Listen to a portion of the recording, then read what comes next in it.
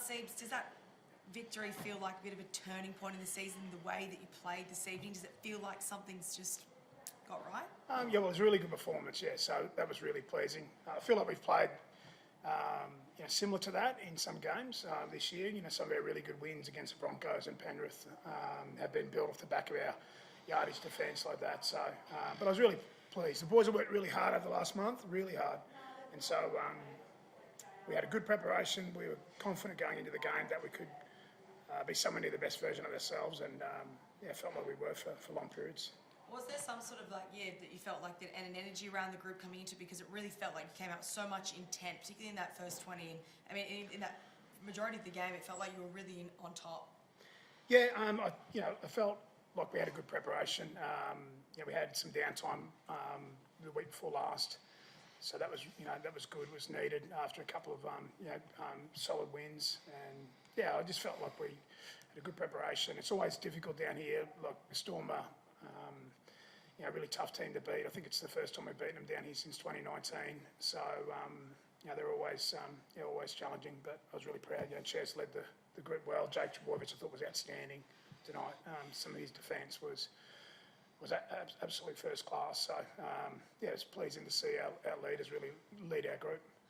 To lose Jake Simpkin in the manner that you did, what did you think of that? Yeah, it was disappointing. I mean, obviously we got the penalty, but we lost Jake for the game. So it was real category 1 from the bunker, but our testing suggested it was category 2. Like, Jake doesn't have a mark on his face.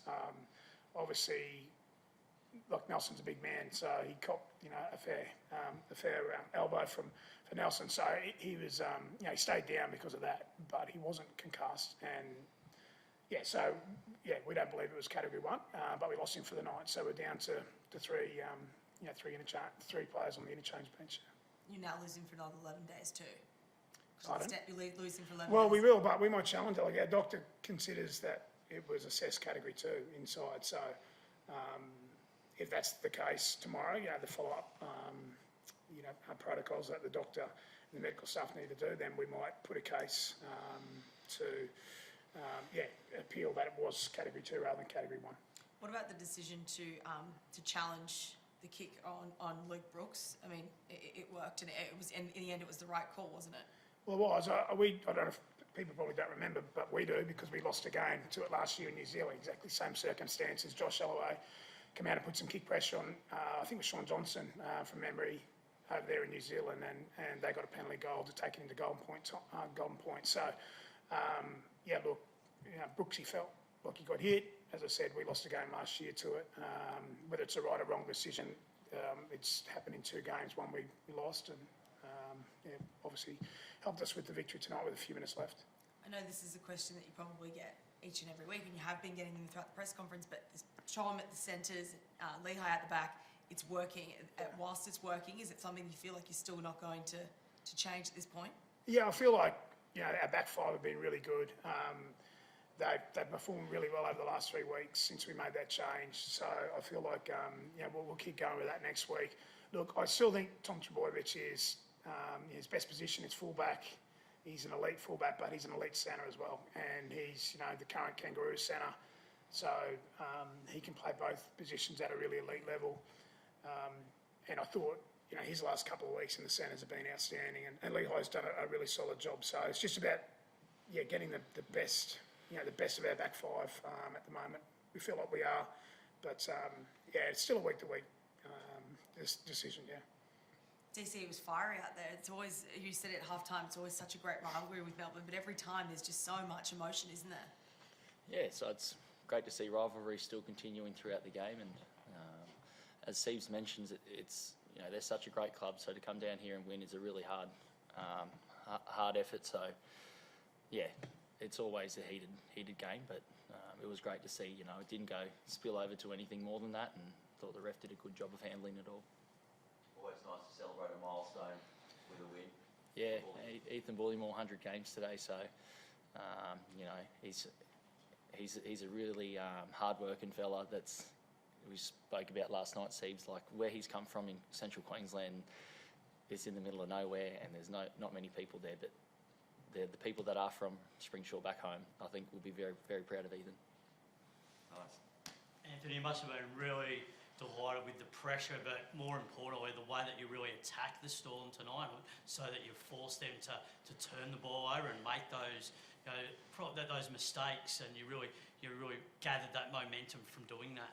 Yeah, we did. I think, over the last couple of years, there's been some really good battles between the two clubs, even way before my time. But I felt as though in round 5 this year, they bullied us. They came to Brookie and got stuck into us. So we weren't, we weren't happy as a group with how we played that particular day. So we wanted to give a good physical account of ourselves because we want to be the best version of ourselves, and to beat the Storm, you need to be somewhere near that. So there was a real physicality, from both sides tonight. But it was good to, they were coming home, but it was good to get the result. Did that feel like almost the perfect performance for the season as a team and as a collective group? Well, it's never perfect.